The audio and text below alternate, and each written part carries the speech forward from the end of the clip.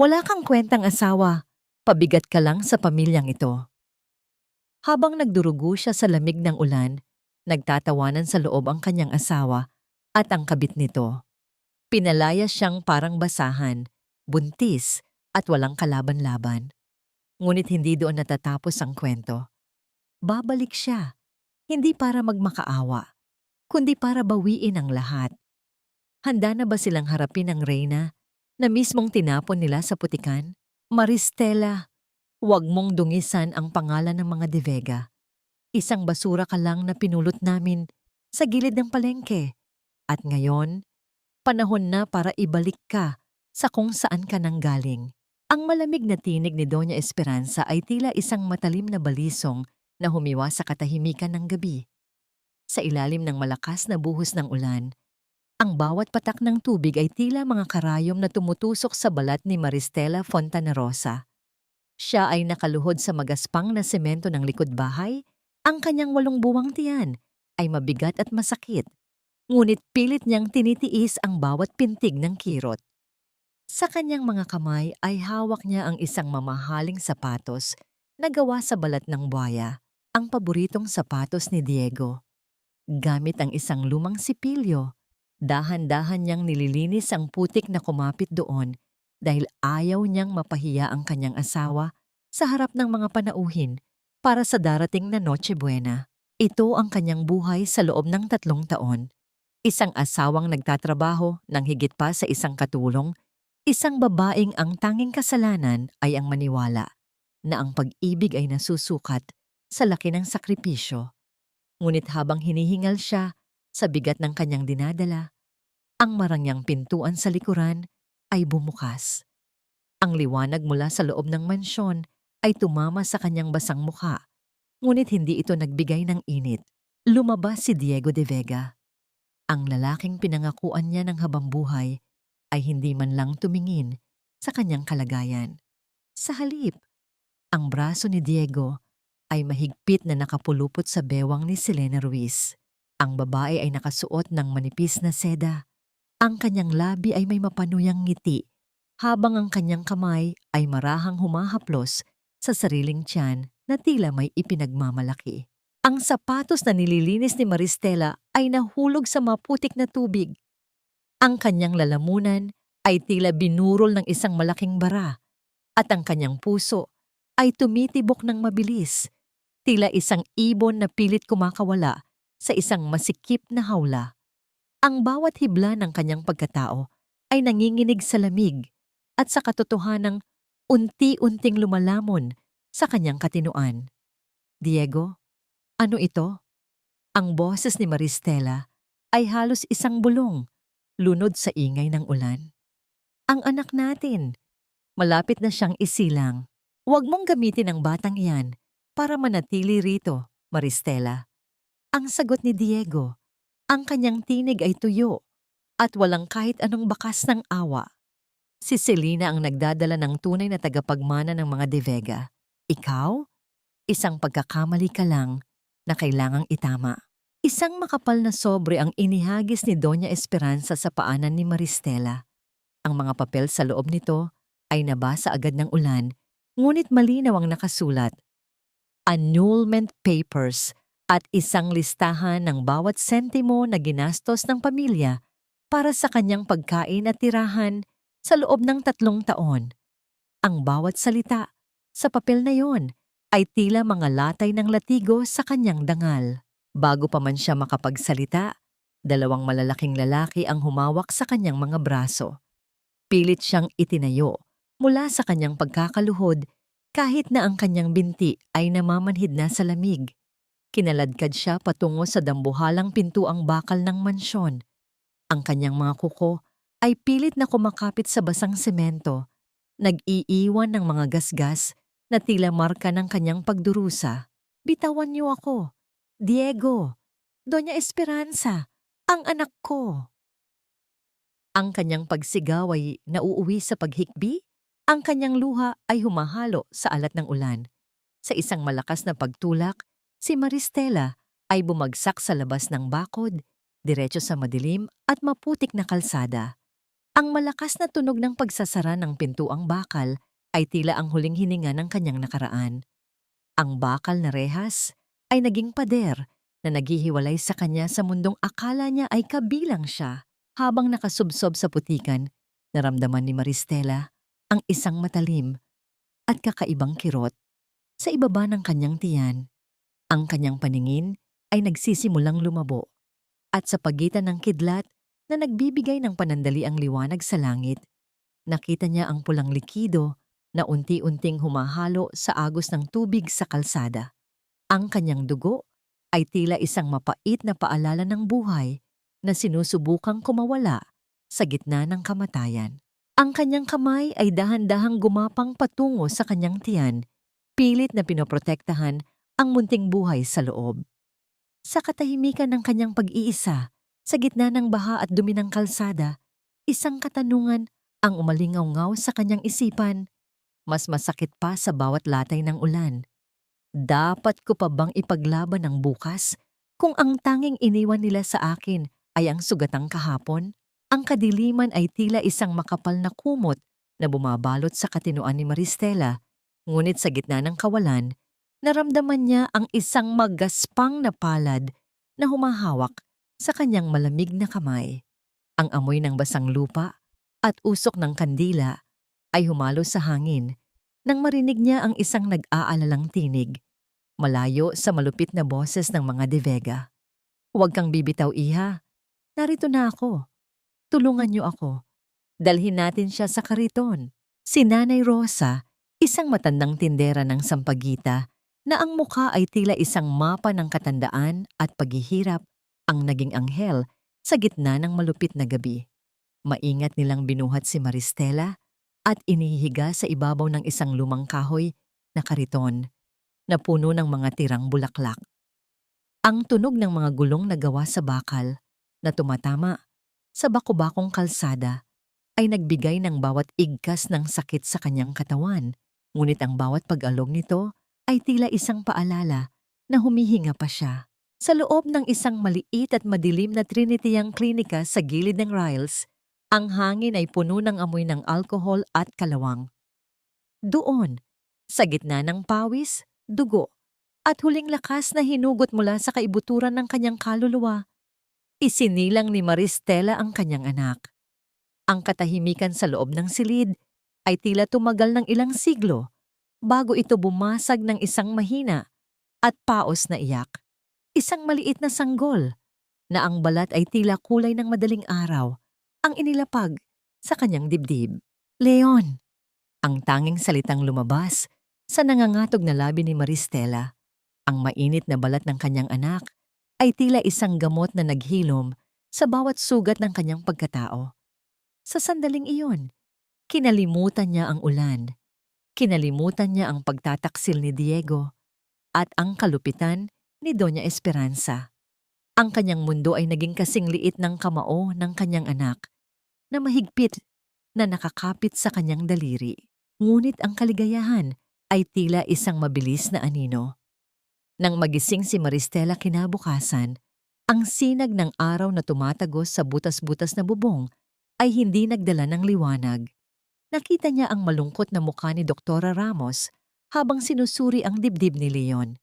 Ang tunog ng mabilis at mababaw na paghinga ng sanggol ay tila isang babala na hindi niya maaring baliwalain.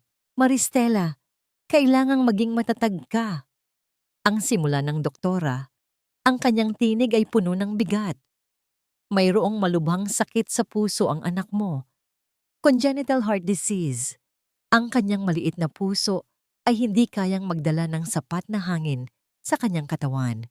Kailangan niya ng operasyon sa lalong madaling panahon." Ang bawat salita ay tila isang mabigat na bato na idinidikit sa dibdib ni Maristela. Ang halaga ng operasyon na binanggit ng doktora ay halagang hindi niya kailanman makikita sa pagtitinda ng isda o paglalako ng paninda. Ang kanyang mga kamay ay nanginginig habang hinahaplos ang manipis na buhok ni Leon. Ang bata, na dapat sana ay simbolo ng kanyang bagong simula, ay may dala palang sariling krus na papasanin. Tumingin si Maristela sa labas ng bintana, kung saan makikita sa malayo ang nagtataasang gusali ng lungsod, kabilang ang mansyon ng mga De Vega na ang mga pader ay binuo mula sa kasakiman at yaman.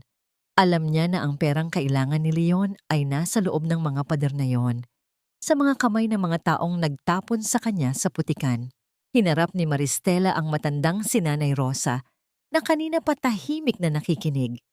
Ang kanyang mga mata na dati ay puno ng luha, ngayon ay nag-aapoy sa isang bagong uri ng determinasyon. Isang desisyon ang nabuo sa kanyang isipan, isang desisyong papatay sa huling piraso ng kanyang natitirang dignidad, ngunit bubuhay sa kanyang anak. Nanay Rosa, bantayan niyo po muna si Leon. Ang pakiusap niya habang pilit na tumatayo kahit na ang kanyang katawan ay sumisigaw sa sakit. Babalik ako. Kailangan kong bumalik sa impyernong yon. Kahit luraan nila ang mukha ko, kahit gawin nila akong tungtungan ng kanilang mga paa, hindi ko hahayaang tumigil ang tibok ng puso ng anak ko dahil lang sa wala akong pera. Habang dahan-dahan siyang naglalakad palabas ng klinika, ang bawat hakbang niya ay tila isang paalala ng kanyang sumpa. Ang pag-ibig na dati ay nagpapahina sa kanya ay naging isang sandata na magpapalakas sa kanya sa harap ng mga taong nagnanais na makita siyang wasak. Ngunit hanggang saan nga ba kayang magtiis ng isang ina kung ang bawat hingi niya ng tulong ay susuklian lamang ng panibagong sugat sa kanyang sugatan ng puso? Ang matatayog na pintuang bakal ng mansyon ng mga De Vega ay tila mga bantay na walang kaluluwa habang nakatayo sa harap nito si Maristela. Ang kanyang katawan ay nanginginig, hindi lamang dahil sa lamig ng hangin, kundi dahil sa bigat ng bawat hininga ng kanyang anak na si Leon na iniwan niya sa klinika. Yakap-yakap niya ang isang luma at kupas na kumot, ang tanging bagay na nagpapaalala sa kanya na mayroon siyang dahilan para hindi sumuko. Nang bumukas ang malaking pinto, hindi init ng isang tahanan ang sumalubong sa kanya. Lumabas si Diego, maayos ang suot, mabango, at tila walang bakas. Nang kahit anong pagsisisi sa kanyang mga mata, tumingin siya kay Maristela nang may pandidiri, tila ba nakakita siya ng isang maruming hayop na naligaw sa kanyang bakuran. Diego, nagmamakaawa ako. Ang boses ni Maristela ay gumaralgal. Ang kanyang mga tuhod ay unti-unting bumigay hanggang sa lumapat ang mga ito sa matigas na semento. Hindi ako narito para sa sarili ko. Si Leon, ang anak mo, may sakit siya sa puso. Kailangan niya ng operasyon, Diego. Parang awa mo na. Tulungan mo ang anak mo. Isang matalim na tawa ang narinig mula sa itaas na bahagi ng mansyon. Doon, sa engrandeng bangkon, nakatayo si Doña Esperanza habang nakamasid sa ibaba na tila isang reyna na nanonood ng isang palabas. Anak, sinong may sabi na De Vega ang batang iyan? Huwag mong dungisan ang dangal namin sa pamamagitan ng pagdadala ng iyong kahirapan dito, Maristela. Ang hiya ng pamilyang ito ay hindi mababayaran ng kahit anong drama mo. Kasunod nito ay ang paglabas ni Selena mula sa likuran ni Diego.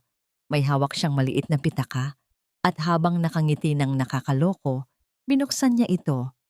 Oh, look at you. Ang dumi-dumi mo na, Maristela.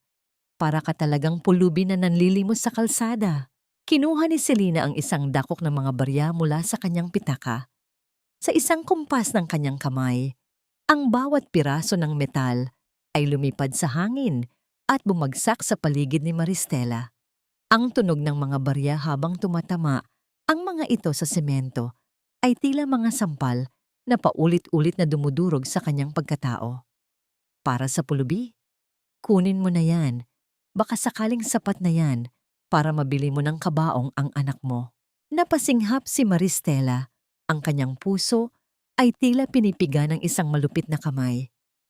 Tumingin siya kay Diego, umaasang makakita ng kahit kaunting habag. Ngunit ang lalaki ay lalong naging malupit.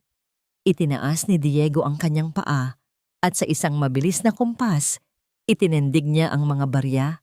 Pinatalsik ang mga ito palayo kay Maristela. Umalis ka na. Huwag mo nang hintayin na ipakaladkad kita sa mga gwardiya. Ang huling salita ni Diego bago siya tumalikod at pumasok sa loob ng mansyon, kasunod si Selena na humahalakak sa tuwa. Naiwan si Maristela na mag-isa sa gitna ng malamig na semento. Ang bawat patak ng luha niya ay tila nagpapainit sa kanyang nanlalamig na pisngi. Dahan-dahan, sa kabila ng panghihina, inabot niya ang isang barya na malapit sa kanyang kamay. Pagkatapos ay isa pa at isa pa. Ang bawat barya na kanyang pinupulot ay tila mga piraso ng kanyang nadurog na puso na unti-unting nagiging bato. Ang kanyang mga mata, na dati ay puno ng pagsusumamo, ay uent-unting nagbago. Ang apoy ng galit at determinasyon ay nagsimulang mag-alab sa kanyang paningin. Hindi na siya ang Maristela na handang magpaapi. Sa gitna ng kanyang pagluha, isang anino ang biglang bumalot sa kanya. Ang malakas na buhos ng ulan na tumatama sa kanyang balat ay biglang tumigil. Ngunit hindi dahil tumila ang langit. Isang dambuhalang itim na payong ang bumungad sa kanyang paningin. Mula sa kanyang pagkakaluhod, nakita niya ang isang pares ng makintab na sapatos na balat, malinis at walang bahid ng dumi. Isang malaki at mainit na palad ang humawak sa kanyang nanginginig na kamay. Pinatigil siya sa pagpulot ng mga barya. Inangat ni Maristela ang kanyang tingin at nakita ang isang lalaking may seryoso, ngunit punong-puno ng habag na muka. Ang kanyang mga mata ay tila nagniningning sa ilalim ng madilim na langit. "Tumayo ka na, Maristela." Ang boses ng lalaki ay malalim at matatag, tila isang sandigan na hindi matitibag ng kahit anong bagyo. "Huwag mong hayaang makita kanilang nakayuko. Hindi ka pulubi. Ikaw ang taong magpapabagsak sa lahat ng kinuha nila sa iyo." Si Attorney Lorenzo Valdez, ang kilalang abogado na kinatatakutan ng mga makapangyarihan, ay nakatayo sa kanyang harap, tila isang pader na handang magsilbing kanlungan. Hinubad ni Lorenzo ang kanyang mamahaling Amerikana at maingat na ipinatong ito sa balikat ni Maristela bago siya binuhat patayo. "Sino? Sino ka?" Ang nanginginig na tanong ni Maristela habang nakasandal sa dibdib ng lalaki. Nararamdaman ang matatag na tibok ng puso nito. Tumingin si Lorenzo sa mansyon ng mga De Vega nang may matalim na sulyap bago muling ibinaling ang paningin sa babaeng nasa kanyang bisig. "Ako ang magiging boses mo kapag hindi mo na kaya. Sila ang naghukay ng sarili nilang libingan, Maristela. Ang kailangan mo lang gawin ay sumama sa akin." Habang dahan-dahan silang naglalakad palayo, ang bawat hakbang ni Maristela ay hindi na tila isang biktima, kundi isang reyna na nagsisimulang bumuo ng kanyang hukbo. Ngunit sa kabila ng pag-asang hatid ni Lorenzo, isang malaking katanungan ang pilit na kumakatok sa kanyang isipan. Bakit ang isang tulad ni Lorenzo ay mag-aaksaya ng panahon sa isang babaeng itinapon na ng lahat? Ang amoy ng antiseptiko at ang nakakasilaw na kaputian ng mga dingding sa loob ng St. Jude Medical Center ay tila isang panaginip para kay Maristela. Sa unang pagkakataon sa loob ng mahabang panahon, hindi siya pinagtabuyan. Ang kanyang anak na si Leon ay dinala sa pinakamodernong silid ng paggamutan, pinalilibutan ng mga dalubhasang doktor na hindi naghahanap ng paunang bayad. Ang lahat ng ito ay dahil sa isang salita mula sa lalaking nakatayo sa kanyang tabi, si Attorney Lorenzo Valdez. Nang matiyak na nasa ligtas na kalagayan na ang bata, dinala ni Lorenzo si Maristela sa isang marangyang penthouse na matatagpuan sa pinakamataas na palapag ng isang gusali sa Makati. Ang sahig ay gawa sa makinang na marmol at ang malalaking bintanang salamin ay nagpapakita ng nagkikislapang ilaw ng lungsod. Ngunit ang pansin ni Maristela ay nakatuon lamang sa makapal na folder na inilapag ni Lorenzo sa ibabaw ng mesa. "Inumin mo muna ito, Maristela. Kailangan mo ng lakas," malumanay na sabi ni Lorenzo habang iniaabot ang isang baso ng mainit na tsa. Ang kanyang boses ay tila isang haplos na nagpapakalma sa nanginginig na kalamnan ng babae. Dahan-dahang binuksan ni Lorenzo ang folder. Lumabas doon ang isang lumang larawan ng isang magandang babae na may suot na perlas, ang ina ni Maristela. Sa tabi nito ay ang larawan ng isang matandang lalaki na may matatalim ngunit malungkot na mata, si Don Alejandro Fontaine. Sino sila, attorney? Ang tanong ni Maristela. Ang kanyang tinig ay halos hindi marinig. Si Don Alejandro Fontaine ay isa sa pinakamakapangyarihang tao sa mundo ng pananalapi sa labas ng bansa. At siya rin ang iyong lolo, Maristela. Ang paliwanag ni Lorenzo, habang ang kanyang mga mata ay nananatiling nakatuon sa babae. Ang iyong ina ay pinalaya sa pamilya dahil pinili niyang mahalin ang isang lalaking itinuturing nilang hamak. Sa loob ng maraming taon, hinanap kayo ni Don Alejandro. Bago siya pumanaw noong nakaraang buwan, iniwan niya ang lahat sa iyo. Ang bawat salita ni Lorenzo ay tila isang pagsabog sa isipan ni Maristela. Ang bilyon-bilyong dolyar, ang mga lupain, ang mga bangko, at ang kapangyarihang kontrolin ang ekonomiya. Ang lahat ng ito ay sa kanya na ngayon. Ang babaeng tinawag na pulubi, ang inang hindi makabili ng gamot para sa anak, ay siya palang nag-iisang tagapagmana ng korona ng mga Fontaine. Lahat ng kinuha sa iyo ng mga De Vega, Maristela. Ang dignidad mo, ang karapatan mo bilang asawa, at ang kalusugan ng anak mo, maaari mo na itong bawiin. Isang pirma mo lang, maaari kong ipasara ang kumpanya nila bukas. Ang dagdag ni Lorenzo, ang kanyang tono, ay tila nag-uudyok sa isang natutulog na leon. Tumayo si Maristela at dahan-dahang lumakad patungo sa dambuhalang salamin. Nakita niya ang kanyang sariling refleksyon. Ang kanyang mga mata ay malalim at puno ng hapis. Ang kanyang mga kamay ay magaspang dahil sa labada at ang kanyang balat ay tila nawalan na ng kulay. Tiningnan niya ang gintong singsing na may tatak ng pamilya Fontaine na inabot sa kanya ni Lorenzo. Hindi ko sila gustong sirain ng mabilisan, attorney, ang sabi ni Maristela, habang ang kanyang mga daliri ay humahaplos sa malamig na ginto ng singsing. Ang mabilis na kamatayan ay isang biyaya para sa mga taong katulad nila. Gusto kong maramdaman nila ang bawat sentimo ng paghihirap na ibinigay nila sa akin. Gusto kong makita silang bumagsak ng paunti-unti habang hindi nila alam kung sino ang humihila sa kanila pababa. Humarap siya kay Lorenzo. Ang kanyang muka ay wala ng bakas ng takot. Itago mo ako, attorney.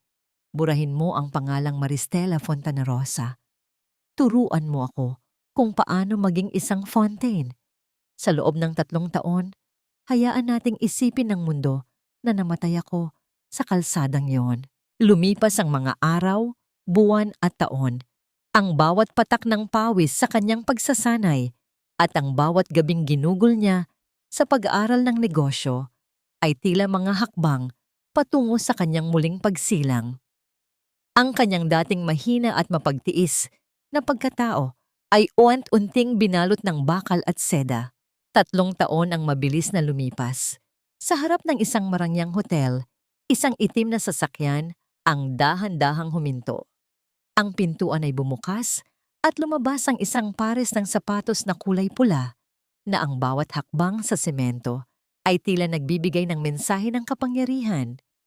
Isang babaeng may suot na itim na belo ang lumabas. Ang kanyang tindig ay tila isang reyna na handang bawiin ang kanyang kaharian. Ang Maristela na kanilang itinapon ay wala na. Ang nagbabalik ay ang bagyong hinding-hindi nila malilimutan. Ngunit sa gitna ng kanyang pagbabalik, sapat na nga ba ang yaman at kapangyarihan para gamutin ang mga pilat na iniwan ng nakaraan? O ang paghihiganti ay isa lamang panibagong kulungan na maglalayo sa kanya sa tunay na kapayapaan? Sa loob ng 3 taon, ang mansyon ng mga De Vega ay nanatiling nakatayo ng may karangyaan, ngunit ang bawat sulok nito ay tila unti-unti nang nilalamon ng isang hindi nakikitang anay. Ang halimuyak ng mamahaling pabango at ang kinang ng mga kristal na chandelier ay hindi na sapat para itago ang baho ng pagkabulok na nagmumula sa kaibuturan ng kanilang pamilya. Ang katahimikan sa loob ng bahay ay hindi tanda ng kapayapaan, kundi isang mabigat na presensya ng mga lihim na handa ng sumabog. Sa loob ng kanyang silid, ang tinig ni Doña Esperanza ay pumapalahaw sa galit habang binabasa ang ulat ng kanilang kumpanya. Ang bawat pahina na kanyang nililipat ay tila nagdadala ng mas masamang balita. Ang kanilang mga shares sa merkado ay bumubulusok at ang mga utang ay tila isang malaking alon na unti-unting lumulunod sa kanilang pangalan. Diego! Ano itong nababasa ko? Ang sigaw ng matanda, habang pilit na itinatago ang panginginig ng kanyang mga kamay. Bakit nawawala ang malaking pondo mula sa ating kumpanya sa Singapore? Sinayang mo ba ito sa mga walang kwentang sugal at luho ng babaeng yan? Pumasok si Diego sa silid. Ang kanyang mukha ay halatang pagod at may bakas ng puyat. Ang dating kislap ng kanyang mga mata ay napalitan ng isang madilim na anino ng takot. Sa halip na sumagot ng maayos, tila isang batang nahuli sa pagkakasala ang kanyang kilos. Mama, kailangan natin ng pera para mapanatili ang ating imahe. Hindi pwedeng isipin ng mga tao na naghihirap na tayo. Ang depensa ni Diego, ang kanyang boses ay puno ng kaba. At si Selena, kailangan niya ng pinakamahusay na pangangalaga. Hindi ba't gusto niyo ng tagapagmana? Sa kabilang dako ng mansyon, sa loob ng isang silid na puno ng mga mamahaling gamit, si Selena Ruiz ay nakaharap sa salamin. Dahan-dahan niyang tinanggal ang isang makapal na balat na gawa sa silikon na nakadikit sa kanyang tiyan. Ang kanyang katawan ay nananatiling payat, walang bakas ng isang babaeng nagdadala ng buhay.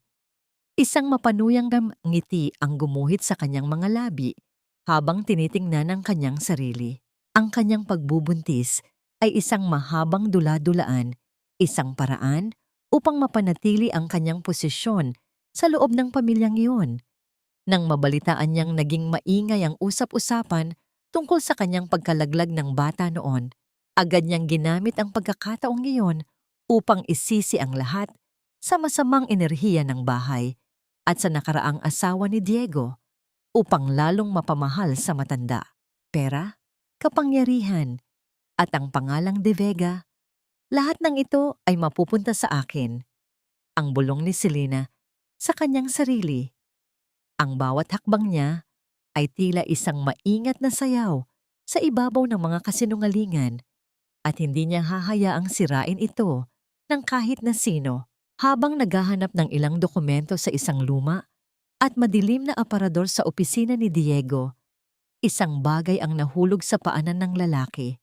Isang maliit at simpleng clerp na gawa sa plastik, may disenyong munting bulaklak, isang gamit na pagmamay-ari ni Maristela noong narito pa siya. Ang bagay na yon ay tila isang munting tinik na tumusok sa alaala ni Diego. Sandali siyang napatitig, naaalala ang maamong mukha ng babaeng palaging naghihintay sa kanya sa gabi, ang babaeng itinapon niya sa ulan. Ngunit mabilis niyang iwinaksi ang nararamdaman. Gamit ang kanyang sapatos, itinulak niya ang clerp patungo sa sulyaw ng basurahan. Kalaunan ay magiging basura rin ang lahat ng alaala mo, Maristela. Ang sabi niya sa kanyang isipan. Pilit na pinatitigas ang pusong matagal nang binalot ng kasakiman. Sa gitna ng tensyon at pagkakagulo ng pamilya, isang marangkatok sa pintuan ang nagpabago sa daloy ng hangin. Isang liham na may kulay gintong selyo ang iniabot ng kanilang mayordomo. Nang buksan ito ni Doña Esperanza, ang kanyang mga mata ay nanlaki sa gulat at pag-asa. Isang imbitasyon mula sa Fontaine Group para sa isang engrandeng datiyek. Ang Fontaine Group, ang tanging kumpanya na may kakayahang sumagip sa kanila mula sa pagkakaubos ng yaman. Ito ang kanilang huling alas, ang huling pagkakataon upang bumangon mula sa putikan. Diego, ihanda mo ang lahat.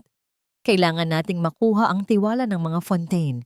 Ang utos ng matanda, ang kanyang boses ay muling nagkaroon ng awtoridad. Ito na ang ating pagkakataon na patunayan na Ang mga De Vega ay hindi pa tapos.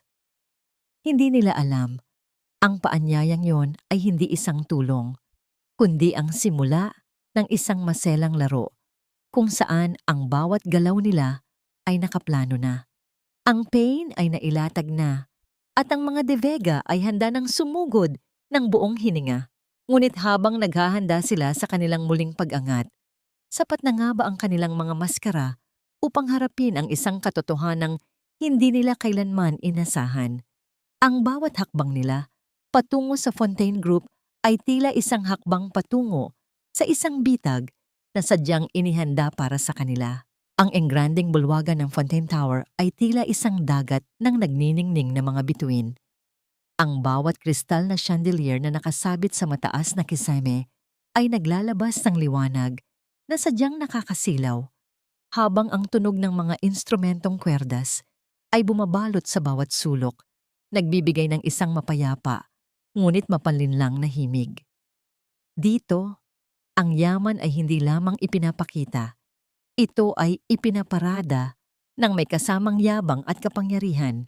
Sa gitna ng karamihan, ang pamilya De Vega ay tila mga tauhan sa isang dula na pilit na nagpapanggap. Si Doña Esperanza ay nakasuot ng isang ternong kulay ginto na tila kumikinang sa bawat galaw niya. Ngunit sa likod ng kanyang makapal na kolorete ay ang bakas ng pagod at desperasyon. Si Diego naman, sa kanyang mamahaling tuksido, ay palaging humahawak sa kanyang kurbata. Tila ba nasasakal siya sa bigat ng mga utang na pilit nilang itinatago. Sa tabi niya, si Selena Ruiz ay nakasuot ng isang mabulaklak na bestida, ang kanyang ngiti ay nakadikit sa kanyang muka habang pilit na nakikipag-usap sa mga matataas na tao na tila ba kabilang siya sa kanila. Diego, siguraduhin mong makausap natin si Attorney Valdez bago matapos ang gabi. Ang bulong ni Doña Esperanza, ang kanyang boses, ay tila isang mabilis na kumpas na puno ng utos. Hindi tayo pwedeng umuwi nang wala ang pirma para sa puhunan. I know, Mom. Just stay calm. Ang sagot ni Diego. Ngunit ang pawis sa kanyang noo ay nagpapakita ng kabaligtaran ng kanyang mga salita. Isang katahimikan ang biglang lumaganap nang bumukas ang malaking pintuan sa itaas na bahagi ng hagdanan. Lumabas si Attorney Lorenzo Valdez. Ang kanyang tindig ay tila isang pader na hindi matitibag. Ang kanyang bawat hakbang pababa ay may kasamang awtoridad na nagpatahimik sa mga usapan. Maraming lumapit upang bumati, ngunit ang kanyang mga mata ay nananatiling malamig at propesyonal. Nang lumapit ang mga De Vega, isang maikling tanggol lamang ang ibinigay niya. Tila ba sila ay mga langgam na nagtatangkang kumuha ng kanyang atensyon. Attorney Valdez, it's an honor to finally meet you in person. Ang bati ni Diego, ang kanyang kamay ay nakalahad. Ngunit hindi ito tinanggap ng abogado. The honor is mine, Mr. De Vega, but our business will have to wait for the proper time. Ang maikli at direktang sagot ni Lorenzo bago siya tumingin sa itaas, sa madilim na bahagi ng VIP balcony. Doon, sa gitna ng mga anino, isang babaeng nakasuot ng itim na traje de noche ang nakatayo. Isang manipis na belo ang bumabalot sa kanyang mukha, ngunit ang kanyang tindig ay tila isang reyna na nakamasid sa kanyang nasasakupan. Ang kanyang mga kamay ay dahan-dahang humahaplos sa malamig na bakal ng pasamano. Napatingin si Selena sa itaas. Sa isang sandali, ang mga mata ng babaeng nasa balcony ay tumama sa kanyang paningin. Isang matalim, malamig, at punong-puno ng galit na titig ang tila bumaon sa kaluluwa ni Selena. Ang pakiramdam ng takot ay biglang gumapang sa kanyang katawan. Ang baso ng champagne na hawak niya ay dahan-dahang nanginig sa kanyang mga daliri hanggang sa ito ay tuluyang madulas. Ang pagbasag ng kristal sa matigas na sahig ay bumasag sa katahimikan ng kanilang usapan. Ang mga piraso nito ay kumalat na tila mga kristal na luha sa paanan ni Selena. What's wrong with you, Selena? Ang inis na tanong ni Diego habang tinitingnan ang nabasang sahig. I thought I saw someone. Ang pautal-utal na sagot ni Selena, ang kanyang mukha ay nawalan ng kulay. Ang mga mata na yon, parang kilala ko. Tumingin din si Diego sa balcony, ngunit ang babae ay wala na roon. Isang kakaibang kaba ang naramdaman niya sa kanyang dibdib. Ang pabango ng sampagwita ay tila biglang humalo sa hangin. Isang amoy na nagdala sa kanya pabalik sa isang gabing madilim at maulan. Ngunit agad niyang iwinaksi ang isiping iyon. Imposible. Ang babaeng iniisip mo ay matagal nang naging abo sa kalsada. Habang nagpapatuloy ang datyek, isang waiter ang lumapit kay Selena at nag-abot ng isang maliit na papel na nakatiklop. Nang buksan niya ito, ang mga salita ay tila isang hatol ng kamatayan. Ang maling dugo ay hindi kailanman magiging ginto. Ang bawat patak ng kasinungalingan ay may katumbas na kabayaran. Napatingin si Selena sa paligid, ngunit wala siyang makitang hinala. Sa dulo ng bulwagan, nakita niya si Lorenzo na muling lumapit kay Doña Esperanza. Ang mukha ng matanda ay biglang nagdilim nang marinig ang sinabi ng abogado. The Fontaine Group has decided not to provide the direct funding you requested, madam. Ang malamig na pahayag ni Lorenzo. However, we are offering a high-stakes mortgage loan. Ang lahat ng ari-arian nyo, kasama na ang inyong mansyon, ang magsisilbing kolateral. Ang bawat salita ay tila isang malaking pako na ibinabaon sa kabaong ng pamilya de Vega. Ang bawat hininga nila ay tila ninanakaw na ng tadhana. Sa gitna ng dilim sa itaas ng balcony, ang babaeng nakabelo ay dahan-dahang nag-alis ng kanyang takip sa mukha. Ang kanyang mga mata ay nagniningning sa ilalim ng liwanag, puno ng isang matamis, ngunit mapait na tagumpay.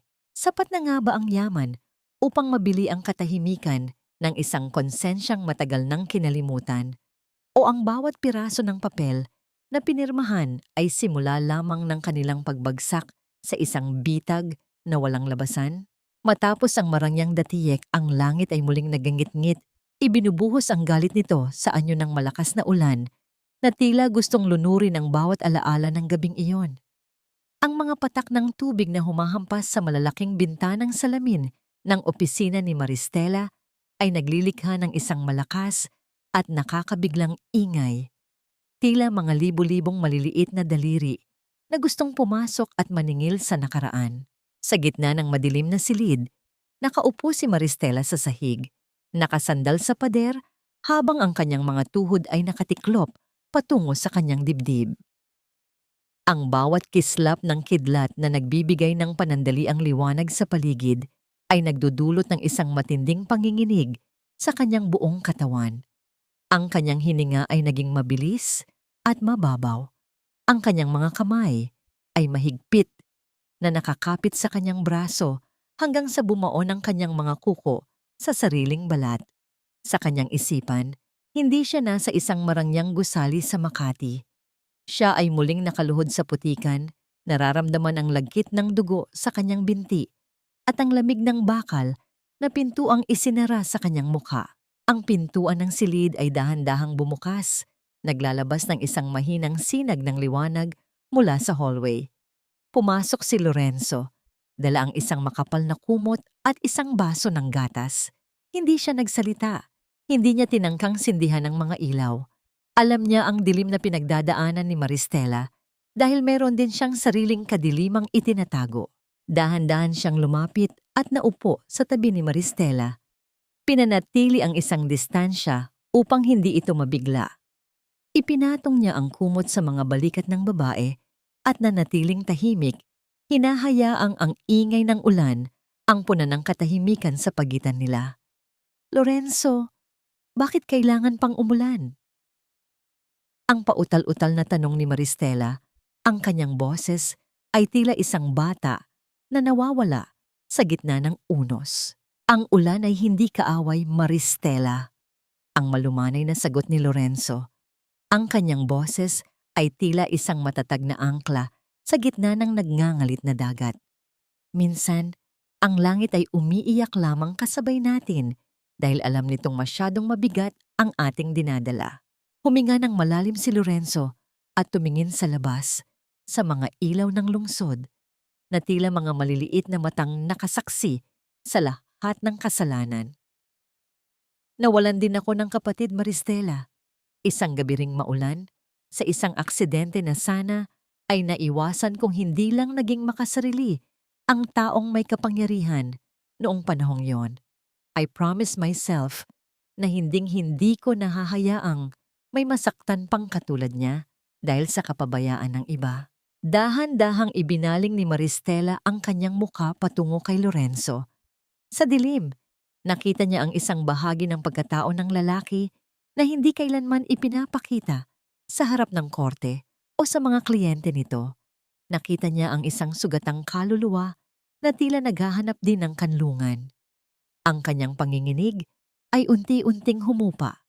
Dahan-dahan niyang ipinatong ang kanyang ulo sa balikat ni Lorenzo. Nararamdaman ang init na nagmumula sa katawan nito at ang bango ng kanyang mamahaling pabango na humahalo sa amoy ng ulan. Ito ay isang sandali ng kapayapaan na tila ipinahiram lamang ng tadhana. Walang salita, walang pangako. Tanging ang dalawang pusong nagtataglay ng mga peklat ng nakaraan ang nagpapalitan ng lakas. Inabot ni Lorenzo ang kamay ni Maristela at dahan-dahang hinaplos ang isang maliit at manipis na peklat sa kanyang pulso. Ang marka ng gabing ipinagkait sa kanya ang katarungan. Ang haplos na yon ay hindi nagtataglay ng pagnanasa, kundi ng isang pangako ng proteksyon at pagpapahalaga. Sa sandaling iyon, naramdaman ni Maristela na hindi lamang siya isang biktima na nagnanais ng paghihiganti. Siya ay isang babaeng karapat-dapat na mahalin at alagaan. You're safe now, Maristela. I promise you, as long as I'm here, the rain will never hurt you again. Ang bulong ni Lorenzo, ang kanyang labi, ay dumapo ng napakagaan sa noo ng babae. Ang katahimikan ng gabi ay biglang bumasag ng magkaroon ng mahinang panginginig mula sa cellphone ni Lorenzo na nasa kanyang bulsa. Dahan-dahan siyang kumawala sa pagkakasandal ni Maristela upang sagutin ang tawag. Nang matapos ang pag-uusap, ang mukha ni Lorenzo ay nagbago. Ang lambot ng kanyang mga mata ay napalitan ng isang matalas na kislap ng tagumpay. Tiningnan niya si Maristela at isang maliit na ngiti ang gumuhit sa kanyang mga labi. It's time. Kagabi lang ay pinirmahan na ni Doña Esperanza ang mortgage loan. Isinugal na nila ang lahat. Kasama na ang mansyon na itinuturing nilang kaharian. They are officially in our hands. Napatingin si Maristela sa labas ng bintana. Ang ulan ay hindi pa tumitila. Ngunit sa pagkakataong ito, hindi na siya natatakot. Ang bawat patak na tumatama sa salamin ay tila mga huling paalam ng kanyang kahapon. Ngunit habang papalapit na ang kanyang tagumpay, sapat na nga ba ang makitang naghihirap ang kanyang mga kaaway upang mapawi ang lahat ng sakit? O meron pang mas malalim na kabayaran na hihingin sa kanya ang tadhana? Ang marangyang mansyon ng mga De Vega ay tila isang tanghalan ng nagbabadyang trahedya, kung saan ang bawat pader ay saksi sa mga bulong ng pagkabulok. Sa loob ng opisina ni Diego, ang hangin ay naging masikip at mahirap langhapin. Ang liwanag mula sa lampara ay tumatama sa mga nagkalat na dokumento. Ngunit ang pansin ni Diego ay nakatuon sa isang bagay na hindi dapat naroon. Sa ilalim ng mga tambak na papeles ni Selena, nakita niya ang isang resibo mula sa isang kilalang tindahan ng mga kagamitan para sa pelikula at teatro. Ang nakasulat doon ay nagpabilis sa daloy ng dugo sa kanyang mga ugat. Professional grade silicone prosthetic, pregnancy belly. Ang panginginig ng kanyang mga kamay ay hindi na maikubli habang dahan-dahan niyang binubuksan ang ilalim na bahagi ng cabinet ni Selena. Doon, sa gitna ng mga mamahaling bag, ay nakatago ang isang huwad na tiyan na gawa sa goma, malamig at walang buhay. Sa sandaling iyon, ang mukha ni Diego ay naging kasing pula ng nagbabaga ng uling. Ang katotohanan ay tila isang malakas na hampas sa kanyang mukha na nagpagising sa kanya mula sa isang mahabang panaginip. Mabilis siyang lumabas ng silid at tinungo ang kwarto ni Selena. Ang pagbukas ng pinto ay narinig sa buong pasilyo na nagpabitaw kay Selena sa hawak niyang suklay. Ano ito, Selena? Ang boses ni Diego ay mababa, ngunit puno ng panganib, habang itinaas niya ang pekeng tiyan sa hangin. 3 taon! 3 taon mo akong ginagawang tanga. Pinaniniwala mo ako na may dinadala kang tagapagmana, habang ang totoo ay naglalaro ka lang ng dula-dulaan. Ang mukha ni Selena ay nawalan ng kulay. Tila ba ang lahat ng dugo sa kanyang katawan ay bumaba sa kanyang mga paa. Ngunit sa halip na humingi ng tawad, ang kanyang mga mata ay nag-alab sa depensa. Ginawa ko lang yon dahil kailangan mo ng dahilan para piliin ako. Dahil alam kong kailangan nyo ng anak para mapanatili ang yaman nyo. Diego, para sa atin din ito. Isang mabilis na kumpas ng kamay ni Diego ang nagtapos sa mga salita ni Selena. Ang palad niya ay tumama sa pisngi ng babae na naging sanhi ng pagkakapaling ng ulo nito at ang pagdapo ng katawan ni Selena sa sahig. Ang katahimikan na sumunod ay mas masakit pa kaysa sa anumang sigaw. Sa kabilang bahagi ng pintuan, nakatayo si Doña Esperanza. Ang matanda ay tila naging isang estatwa. Ang kanyang mga mata ay nakatuon sa pekeng tiyan na nasa sahig. Ang bawat hininga niya ay tila isang hirap na laban. Ang katotohanang itinapon niya ang kanyang tunay na apo na si Leon, ang laman at dugo ng kanyang anak, para lamang sa isang piraso ng goma, ay tila isang malupit na biro ng tadhana. Ang kanyang mga kamay ay humawak sa kanyang dibdib. Ang kanyang mukha ay naging kasing puti ng papel bago siya dahan-dahang bumagsak. Ang kanyang katawan ay tumama sa makapal na alpombra nang walang kahit anong lakas. Habang nagkakagulo sa loob ng mansyon, malayo sa kaguluhang iyon, sa loob ng isang payapang hardin na puno ng halimuyak ng mga bulaklak, nakaupo si Maristela sa isang tumba-tumba. Ang sikat ng araw ay marahang humahalik sa kanyang balat, nagbibigay ng isang malusog na kislap sa kanyang mukha. Sa kanyang kandungan, mahimbing na natutulog ang maliit na si Leon. Ang bawat hininga nito ay regular at malalim. Tanda ng isang pusong maayos na nagtatrabaho. Pagkatapos ng matagumpay na operasyon, lumapit si Lorenzo. Dala ang isang maliit na gunting para sa mga halaman. Tumigil siya sa tabi ni Maristela, pinapanood ang mag-ina. Ang kanyang mga mata ay puno ng isang uri ng paghanga at pagmamahal na hindi niya maaring aminin ng hayagan, ngunit sapat na ang katahimikan upang iparamdam ito. Dahan-dahan niyang inalis ang isang ligaw na hibla ng buhok na tumatama sa mukha ni Maristela. Ang haplos na yon ay tila isang panalangin, isang pangako na hinding-hindi na niya hahayaang maging madilim muli ang mundo ng babaeng ito. Ang bawat piklat ay may kwento, Maristela. Ang bulong ni Lorenzo, ang kanyang boses, ay tila isang musika sa pandinig. Ngunit ang kwento mo ay hindi na tungkol sa sakit. Ito ay tungkol na sa pagbangon.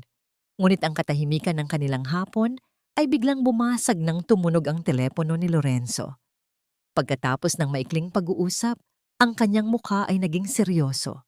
Tumingin siya kay Maristela na ngayon ay gising na at nagtatanong ang mga mata. Nagkakaubusan na sila ng oras, Maristela. Ang sabi ni Lorenzo, ang mga pinagkakautangan ni Doña Esperanza ay hindi na makapaghintay. Ngayong hapon, ang mga lalaking inupahan ng mga lenders ay nasa harap na ng kanilang mansyon. Ang pintuang bakal na nagkulong sa iyo sa labas noon ay siya ring pintuang tinitibag na nila ngayon upang kunin ang lahat ng natitira sa kanila. Napatingin si Maristela sa malayo. Ang kanyang mga daliri ay marahang humahaplos sa kamay ng kanyang anak. Ang hustisya ay tila isang malamig na agos na unti-unting bumabalik sa pinagmulan nito. Ngunit sa kabila ng lahat, mayroon pa ring isang bahagi ng kanyang puso na nagtatanong. Masasabi ko na bang malaya na ako kung ang bawat tagumpay ko ay nakatali pa rin sa kanilang pagbagsak? Ang umaga sa loob ng Fontaine Tower ay tila isang paghuhukom na binalot ng marangyang seda at malamig na salamin. Ang sikat ng araw na tumatagos sa malalaking bintana ay hindi nagbigay ng init, kundi lalong nagbigay diin sa pamumutla ng mga mukha ni na Diego, Doña Esperanza at Selena. Sila ay nakaupo sa paligid ng bilog na mesa. Ang bawat isa ay tila nakatali sa kanilang mga upuan ng isang hindi nakikitang takot. Ang bawat buntong hininga ay tila isang hirap na laban at ang katahimikan sa loob ng silid ay napakabigat. Tila ba ang hangin mismo ay tumigil sa pagdaloy. Biglang bumukas ang dambuhalang pintuan ng silid pulungan. Ang tunog ng mga bisagra ay hindi narinig. Ngunit ang presensya ng taong pumasok ay tila isang malakas na ihip ng hangin na nagpabago sa presyo ng paligid. Ang bawat hakbang ng kanyang sapatos sa makinis at makinang na sahig ay naglilikha ng isang matatag at ritmikong tunog. Bawat isa ay tila isang pintig ng tadhana na papalapit sa kanila. Isang babae ang pumasok ng may tindig na tila isang reyna na nagaling sa isang mahabang digmaan at nagtagumpay. Nakasuot siya ng isang immaculate white suit na sadyang idinisenyo para sa kanyang figura. Ang kanyang buhok ay maayos na nakapusod at ang kanyang mga mata ay nagniningning sa ilalim ng mga ilaw, puno ng isang matalas na katalinuhan at hindi matitinag na kapangyarihan. Wala na ang bilong nagtatago sa kanyang mukha.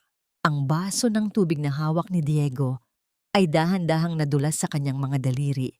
Ang pagbagsak nito sa sahig ay nagdulot ng pagkalat ng mga piraso ng kristal na tila mga bituin sa paanan ng mesa. Napasinghap si Doña Esperanza. Ang kanyang mga kamay ay napatakip sa kanyang bibig habang ang kanyang mga mata ay nanlalaki sa matinding gulat. Si Selena naman ay tila nawala ng kakayahang huminga. Ang kanyang mukha ay naging kasing puti ng papel habang pilit na sumasandal sa kanyang upuan. Tila gustong magpalamon sa anino. "Maristela!" Ang pautal-utal na tawag ni Diego. Ang kanyang boses ay tila isang mahinang ihip ng hangin, puno ng pagkalito at hindi makapaniwalang takot.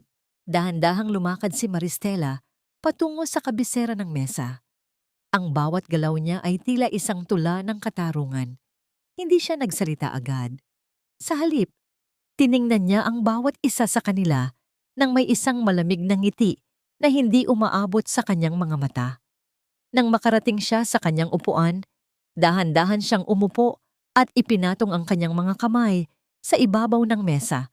Ang kanyang gintong sing-sing na may tatak ng fontaine ay kuminang ng maliwanag. "Long time no see, de Diego." "Doña Esperanza."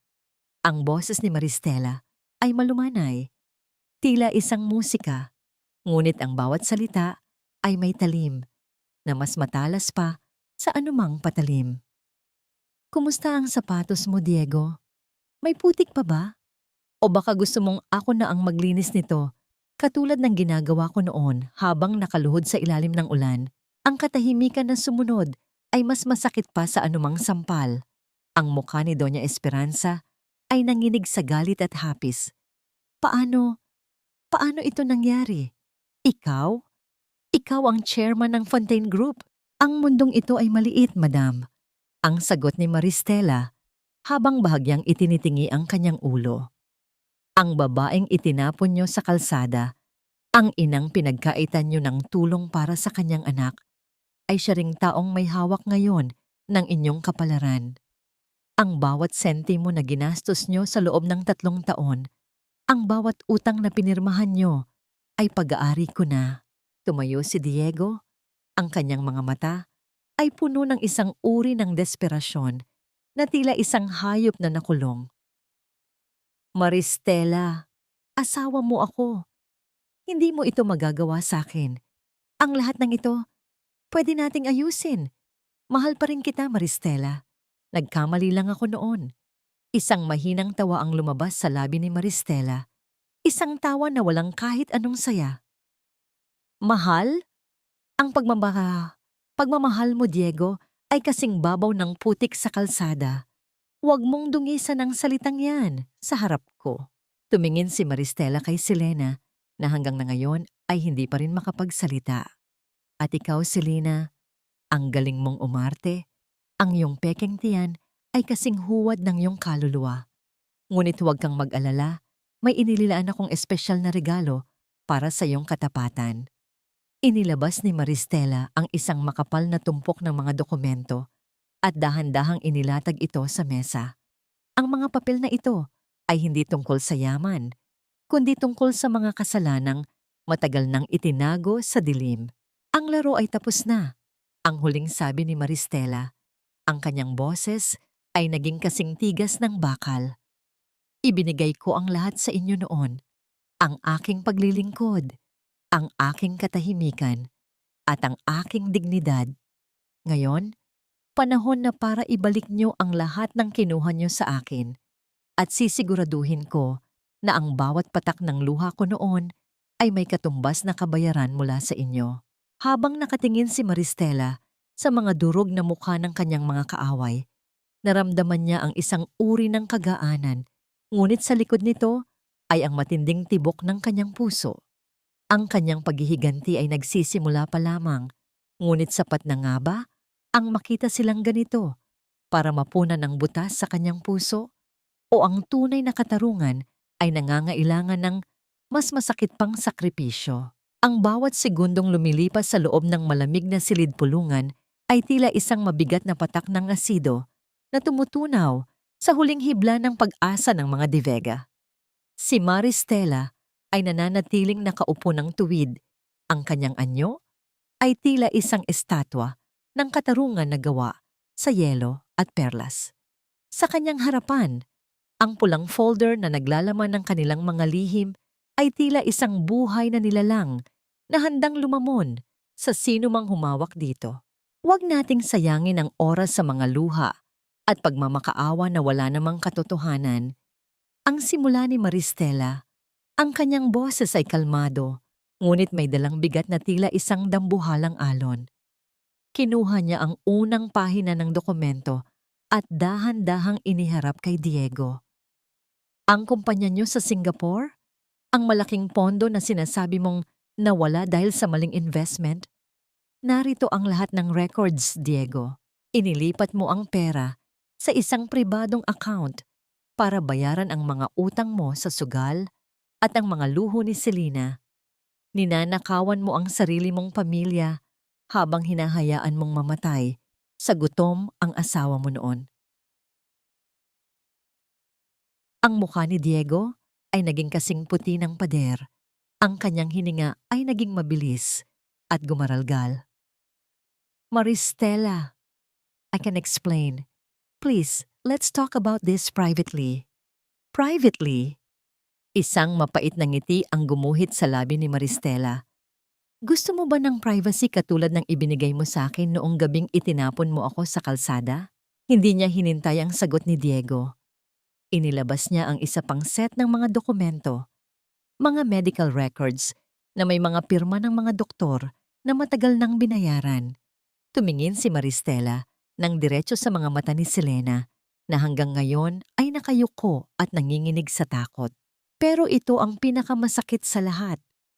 Ang patuloy ni Maristela, ang kanyang tinig ay bahagyang nanginig sa matinding emosyong pilit niyang sinusuplapap.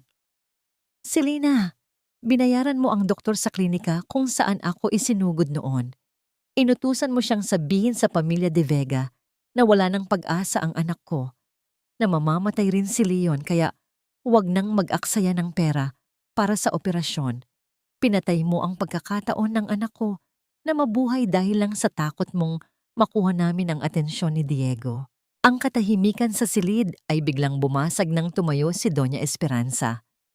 Ang kanyang mukha ay tila naging isang maskara ng purong puot. Tumingin siya kay Selena at bago pa man makapagsalita ang babae, ang malakas na pagtama ng palad ng matanda sa pisngi ni Selena ay umalingaw-ngaw sa buong silid. Ang lakas ng sampal ay naging sanhi ng pagkakapaling ng ulo ni Selena at ang pagdurugo ng kanyang labi. Hayop ka! Ang sigaw ni Doña Esperanza. Ang kanyang boses ay puno ng pait at pagsisisi. Isang pirasong goma ang ipinalit mo sa tunay kong apo. Pinaniwala mo akong baog ang pamilya ko, habang ang kaisa-isang tagapagmana namin ay hinayaan mong magmakaawa sa kalsada. Luhod na lumapit si Diego sa paanan ni Maristela. Pilit na hinahawakan ang dulo ng kanyang suit. Maristela, please, patawarin mo ako. Gagawin ko ang lahat. Naging bulag ako, naging tat nga ako. Magmula tayo ulit para kay Leon. Dahan-dahang hinila ni Maristela ang kanyang damit mula sa maruming kamay ni Diego. Ang kanyang tingin sa lalaki ay wala ng galit, tanging purong pandidiri at awa. Ang pag-ibig, Diego, ay hindi isang damit na maaari mong hubarin at isuot muli kapag gusto mo. Ang kaisa-isang pagkakataon mo ay nawala kasabay ng bawat patak ng ulan noong gabing iyon. Tumayo si Maristela at lumakad patungo sa malaking bintana, nakatalikod sa mga taong sumira sa kanyang nakaraan. Sa labas, ang mga sasakyan ng pulis ay dahan-dahang huminto sa harap ng gusali. Ang kanilang mga asul at pulang ilaw ay nagbibigay ng isang kakaibang kulay sa paligid. Ang tunog ng pagbukas ng pinto ay muling narinig, ngunit sa pagkakataong ito, hindi ito si Lorenzo.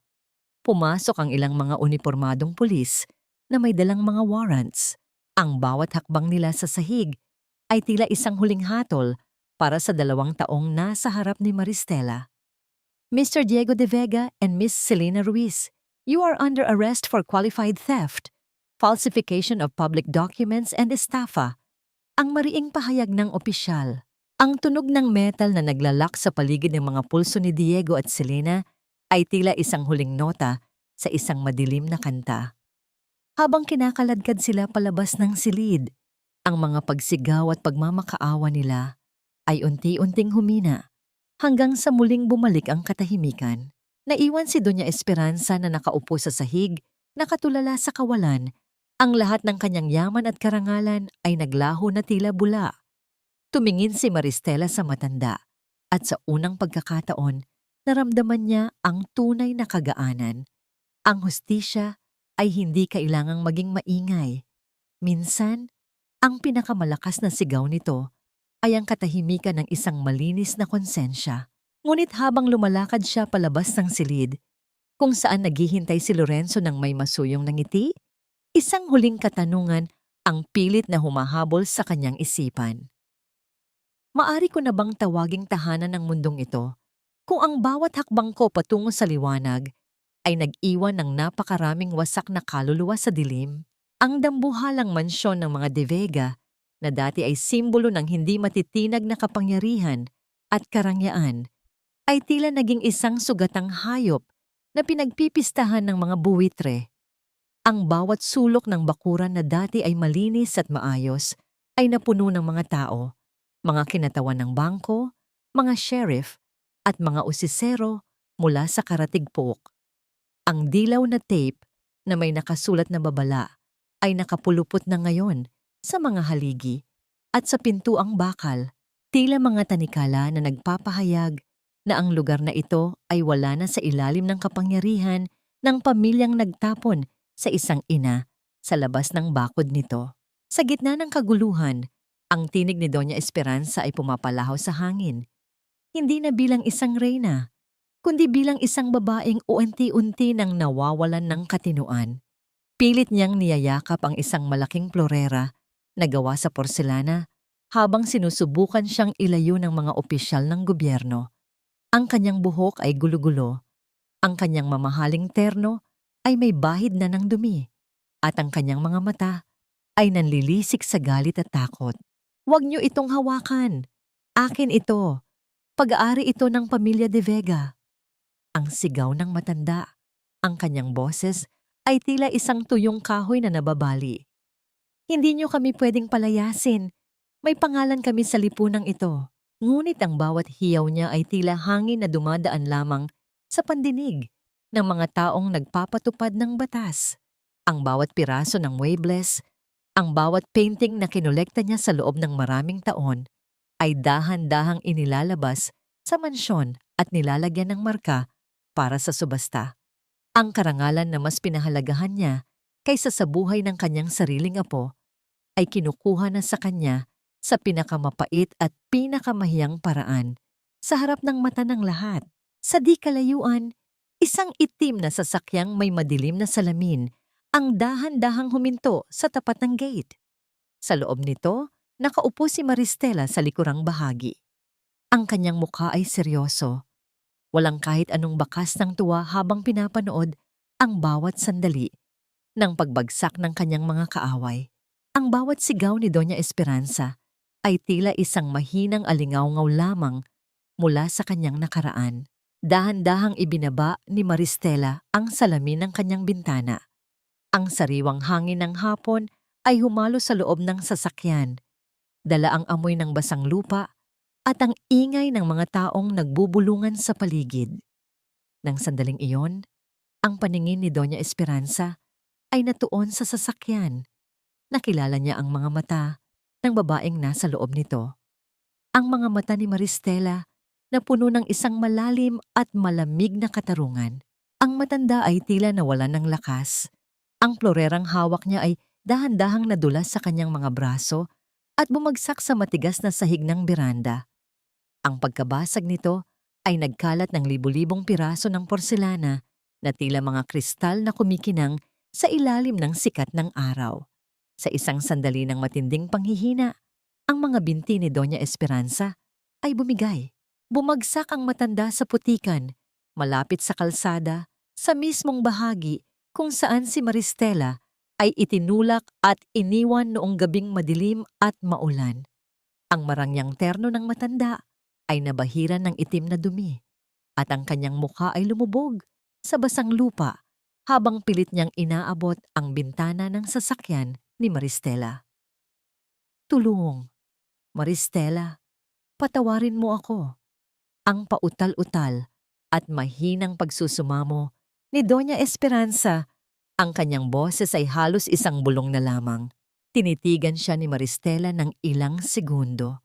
Ang mga alaala ng sakit, ang pagkamuhi at ang bawat gabing ginugol niya sa pag-iyak ay tila nagdaan sa kanyang isipan ng mabilis. Ngunit sa halip na sumagot o bumaba para muling hamakin ang matanda, dahan-dahan niyang inangat muli ang salamin ng bintana. Ang kanyang huling sulyap ay puno ng awa. Hindi para sa taong naghihirap sa putikan, kundi para sa kaluluwang nabulag ng sariling kasakiman. Habang ang sasakyan ay dahan-dahang umaalis palayo sa mansyong tinitibag na ang dangal, ang katahimikan sa loob ng sasakyan ay naging isang banal na kanlungan para kay Maristela. Ang bawat distansyang nalalakbay nila ay tila isang hakbang palayo sa impyernong kanyang tinakasan. Nakita ni Maristela sa labas ng bintana ang matandang si Nanay Rosa na naglalakad sa kalsada, may bitbit na basket ng mga sampagita. Ang matanda ay huminto at saglit na tumingin sa mansyon bago dahan-dahang napa-sign of the cross. Ang simpleng pagkumpas na yon ay tila isang huling paalam sa lahat ng kasamaang naganap sa loob ng mga pader na yon. Napalingon si Maristela kay Lorenzo na tahimik na nagmamaneho. Ang kanyang puso ay tumibok ng may bagong uri ng gaan. Ngunit sa likod ng tagumpay na ito, isang katanungan ang muling kumatok sa kanyang isipan. Ang pagguho ba ng imperyong ito ay sapat na upang tuluyang mabura ang bawat lamat sa aking pagkatao? O ang tunay na kapayapaan ay nagsisimula lamang kapag kinalimutan ko na ang lahat ng kanilang iniwan? Ang silid-dalaw ng piitan ay tila isang malamig na libingan ng mga pangarap, kung saan ang amoy ng kalawang at luma na pintura ay humahalo sa hangin, nagbibigay ng isang mapait na lasa sa bawat hininga. Ang bawat pader ay nababalot ng isang uri ng lungkot na tila hindi na kailanman mabubura ng kahit anong sikat ng araw. Sa kabila ng makapal na salamin na naghihiwalay sa malaya at sa bilanggo, nakaupo si Diego de Vega. Wala na ang kislap ng kanyang mga mata. Tanging ang malalalim na itim na bilog at ang magulo niyang buhok ang natitira.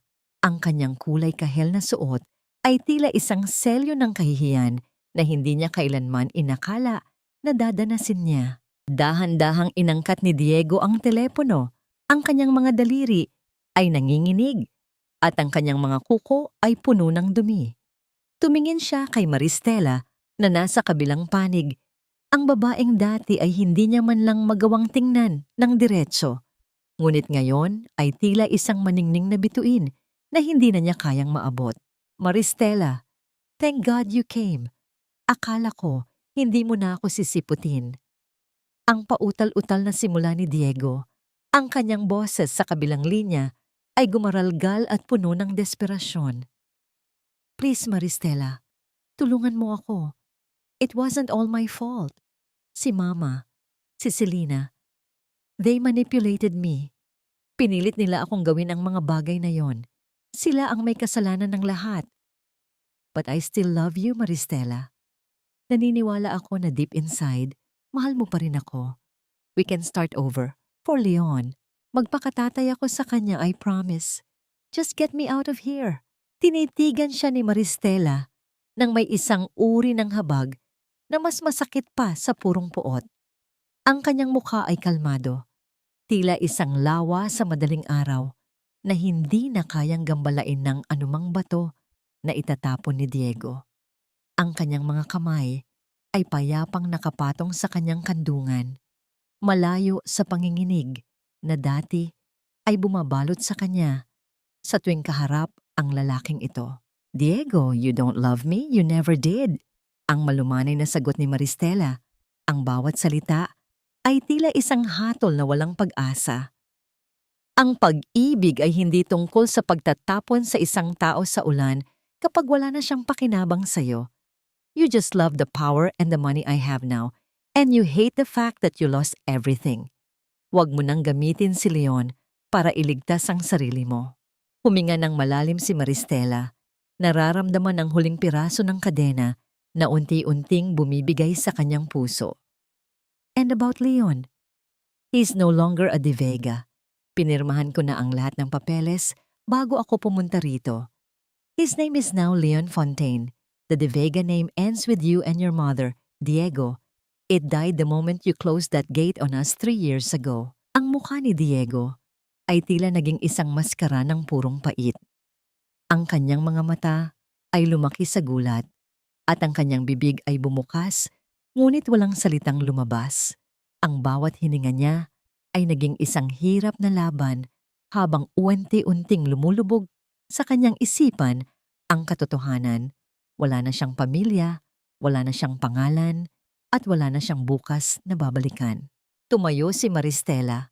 Ang kanyang bawat galaw ay puno ng dignidad at laya. Hindi na niya hinintay ang anumang sagot mula sa lalaking nasa kabilang panig ng salamin. Dahan-dahan niyang ibinaba ang telepono. Ang marahang pagdapo nito sa bus ay tila ang huling tuldok sa isang madilim at mahabang kabanata ng kanyang buhay. Sa kabila ng salamin, nakita niya ang pagwawala ni Diego. Ang mga kamao nito ay mabilis na humahampas sa makapal na salamin. Ang kanyang mukha ay namumula sa pagsigaw ng pangalan ni Maristela, ngunit wala na siyang marinig.